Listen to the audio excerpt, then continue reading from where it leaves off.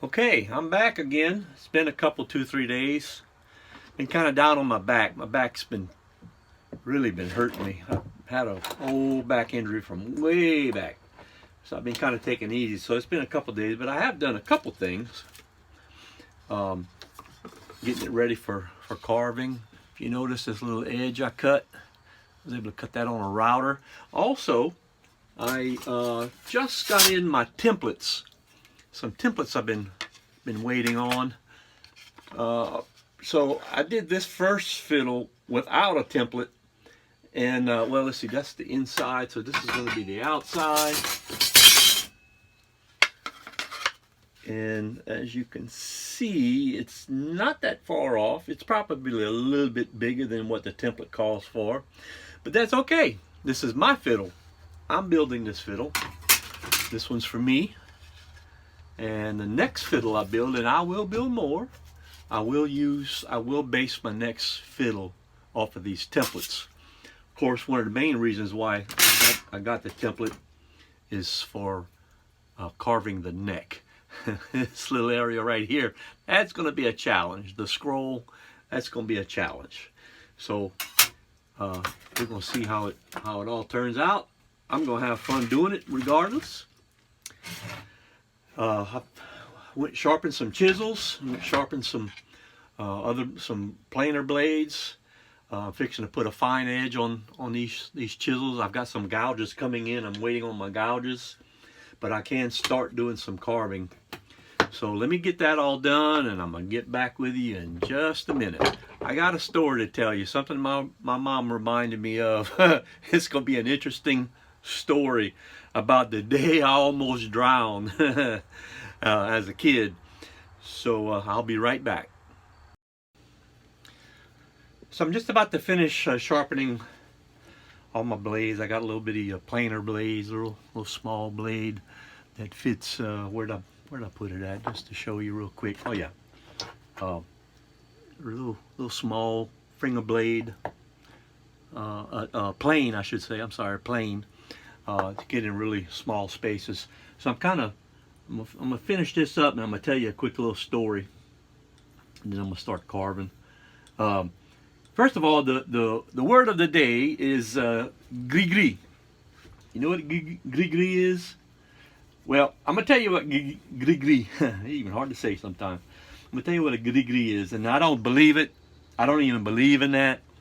But sometimes I use it just to make fun, just to like to tease my friends and stuff. A gris-gris is when someone puts a spell on you.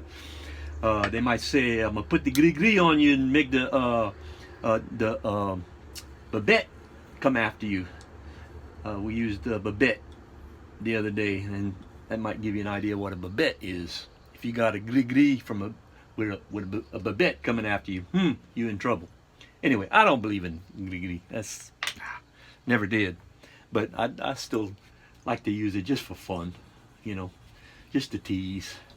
Anyway, the story I want to tell, I was talking to my mom the other day, and she reminded me of the story, which I remember the story. I remember the incident very well. I remember it like it was yesterday.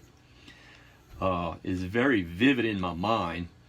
And I had actually forgot about it. I kind of made me a little list of stories to tell, things in my life and things that I've heard and things that I found interesting. Anyway, when I was a child, pause for 1 second. I can get you the exact date. Give me just 1 second. So, the date and the year was September 24th, 1965. Well, the day before, apparently September 23rd, was the day that I almost drowned. So I was 64. I was what, 5 years old? I was just a child.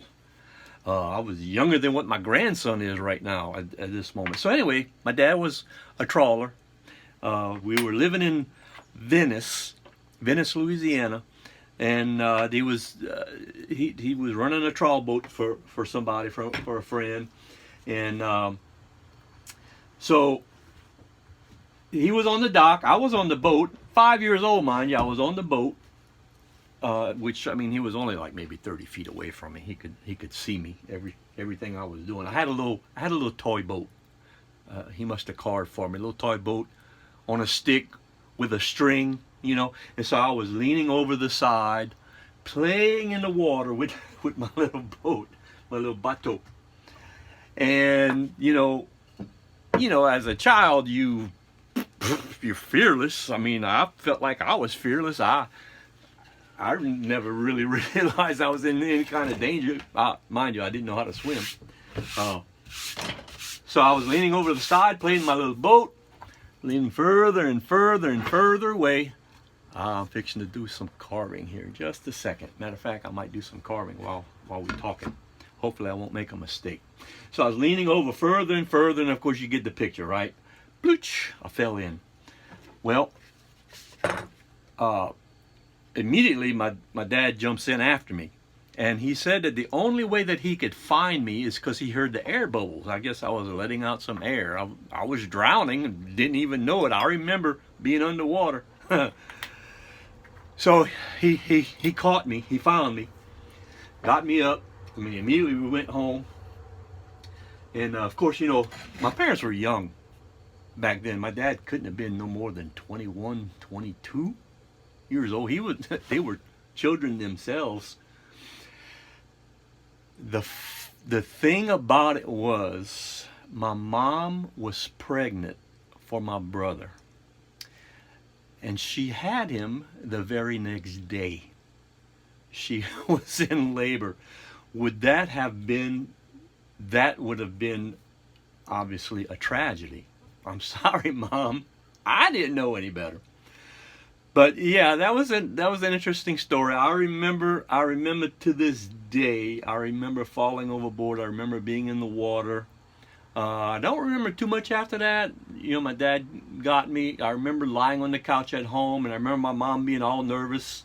Didn't realize she was pregnant. If I did, as a child, you don't really know what all that means anyway. So anyway, sorry, Mom. Sorry to have put you through some trouble, and sorry for my brother in case that might have caused him some trouble in the wound. That might explain a few things. Anyway, that's my story. I'm gonna do a little bit of carving. First off, I'm gonna use a flat. My mind went blank. A flat chisel. I've got some round chisels coming called a gouge.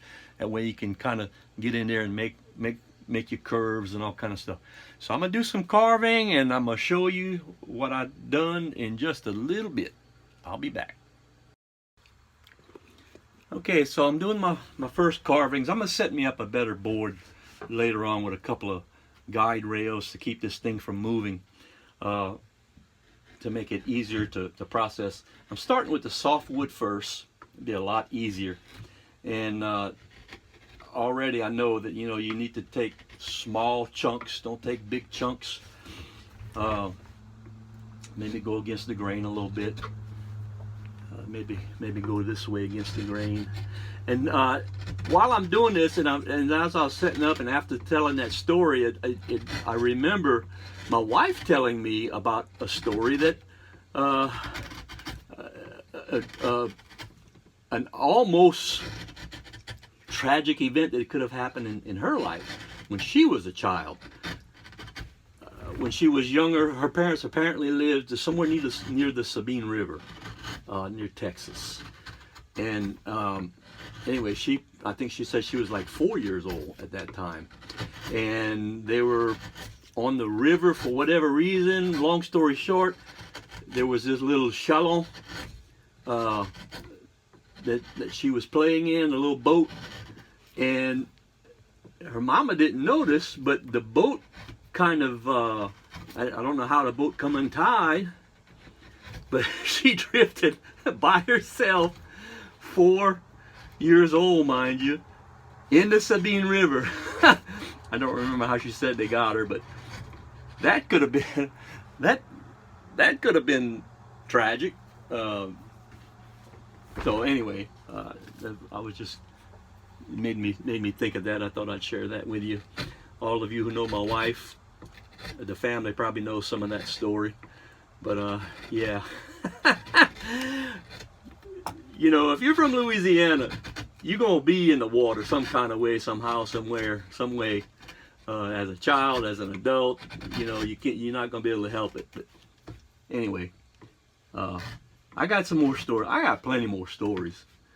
I just want to share with all my friends and family.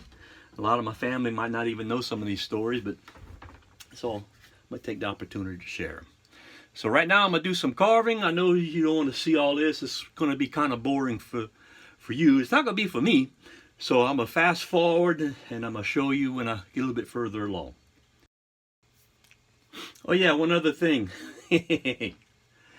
I'm gonna resist the temptation to break out the belt sander and my little orbital sander that I have. I'm gonna resist that temptation because I want to see if I can do this with just a couple of chisels and some gouges. And as soon as I get it chiseled out where I want with my arch, I'm gonna come back with my little bitty planes.